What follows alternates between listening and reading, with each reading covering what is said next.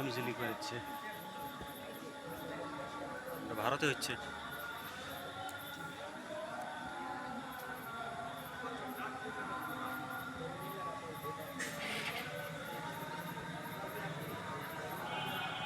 হালকা হালকা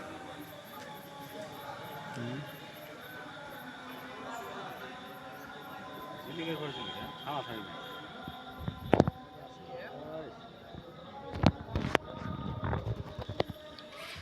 প্রাকৃতিক সুন্দর দেখতেছেন, ইয়াটার জন্য বেলা দেখা যাচ্ছে। গড্ডা নিয়ে হ্যাঁ হ্যাঁ হ্যাঁ, গড্ডাই দিছে। মানে এমনি ফাঁকা থাকতো তোর, মনে কর যে 2-4-5 কিলো চড়া থাকতো, ধারাবাহিক তাহলে একেবারে ক্লিয়ার দেখা যেত।